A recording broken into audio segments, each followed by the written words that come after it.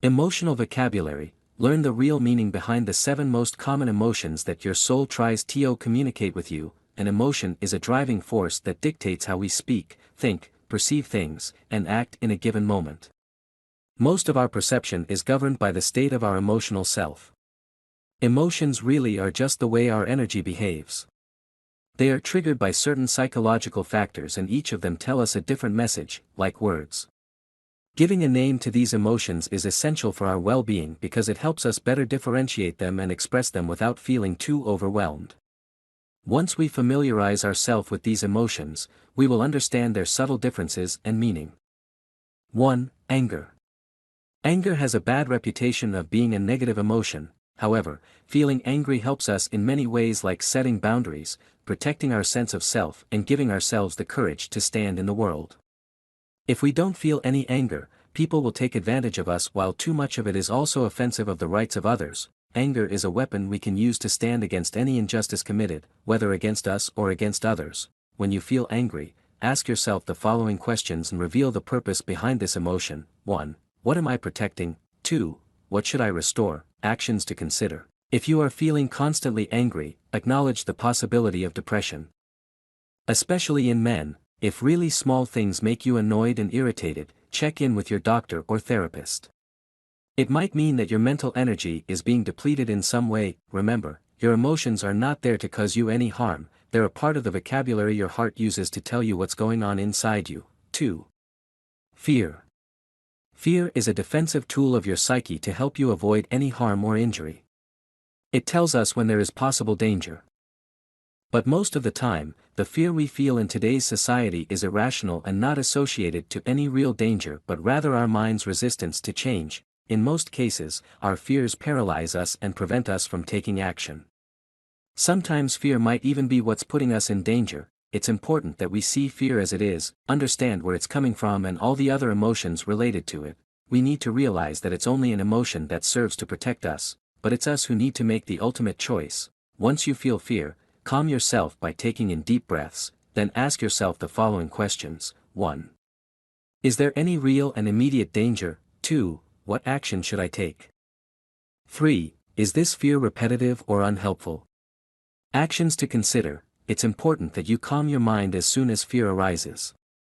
By then, you're able to think clearly what your fear is telling you and take the necessary steps at the time being. Even more, you can use your fear as a reminder that what you plan to do requires additional planning.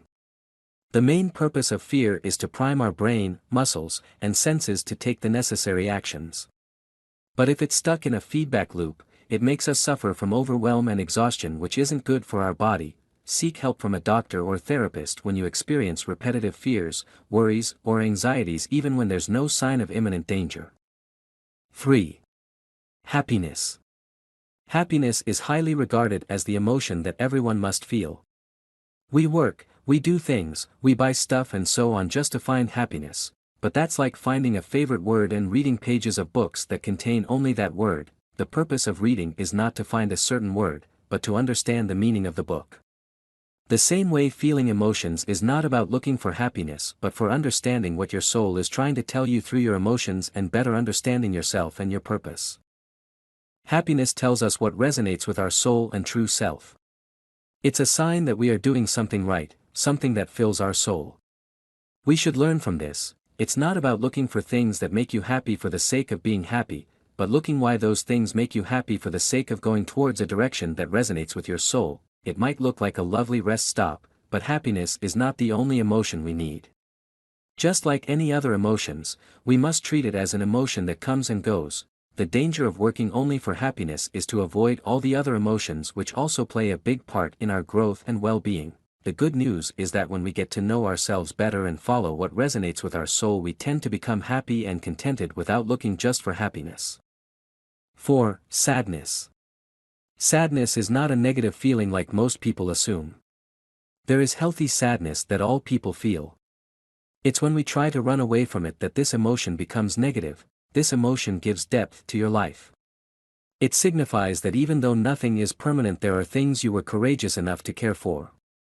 Sadness reminds you that you are your own person who has its own needs and desires.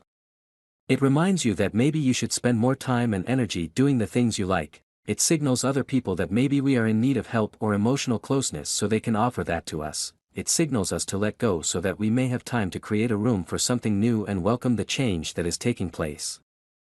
If that's the case, actions to consider. When intense sadness continues to grip you even after a good cry, it's best to speak to someone close to you and tell them all about how you feel. If this emotion continues, check in with your doctor or therapist. Sadness has a tendency to affect your physical health and may interfere with your sleep, hormones, or eating habits. Sadness must not go beyond what it's intended to be in your life. In case of a grief, it takes a longer time to heal, just allow the process and be gentle with yourself, but whatever the case, feel your sadness, do not try to run away from this emotion. That's how depression is created. 5. Shame. Shame is the natural emotional consequence of wrongdoing. Shame tells you that there is some aspect of yourself that you do not like, so you can either accept it, or do something to improve it. It's a signal that there is something that makes us feel like we are not good enough to exercise our power. It's either a part of ourselves we abandon or a part that we want to fix as to feel whole. However, you should be aware of the two kinds of shame that may be bogging you, because one is healthy while the other one is not. Appropriate shame is the right shame that you feel for a wrongdoing you've done. It gives allowance for amendments and gives you the chance not to commit the same deed again. Applied or foreign shame is a self-deprecating shame that you picked up from others' shaming messages. This is one you should avoid because it's highly toxic, making you feel not worthy or not good enough. 6. Guilt. Guilt tells you that there is a part of your personality that is not in alignment with the moral code you honor, so you can learn from your mistakes or redeem yourself for your mistakes through a certain action. Guilt is like a program that puts your energy on hold so you can check and recalibrate yourself to make sure that you do not use your energy against the things you stand for. Most people project their guilt by blaming others. This is how they run away from feeling their emotion of guilt. This way they do not fix the part of their personality that's out of alignment with their moral code, but instead, project and judge that part in others. Until we take responsibility for our actions, we cannot forgive ourselves and learn from our mistakes. Sometimes the guilt we feel is not even ours, but until we rationally evaluate and diffuse it, it will stay there. 7. Envy. Unlike most people think, envy is not the negative side of this emotion. In fact, envy tells us what others have that we would like to have for ourselves. It gives us a glimpse of our true desires and passions in life. It's not destructive. You do not like the other person to not have what they have, but you want you to have that thing too. But if we run away from our healthy envy and try to suppress it, it becomes a monstrous type of this emotions we know as jealousy. Jealousy is destructive. It's an emotion that results in hate. It's not anymore about realizing what we want, but about wanting the exact same thing the other person is having. It's a state of mind where you don't even care if you have what the other person is having as long as none of you has that. When envy is acknowledged and allowed to flow freely without being too obsessive or greedy, you are able to navigate in your social circle healthily and know what you really desire. The quick solution to jealousy is revealing it to the one you are jealous of. By letting it out in the open, jealousy becomes envy again and loses its destructive force. Now you can use it to find out what you really desire and try to get that for your own self. Operator, if you like our article, give Conscious Reminder a thumbs up and help us spread love light. Operator.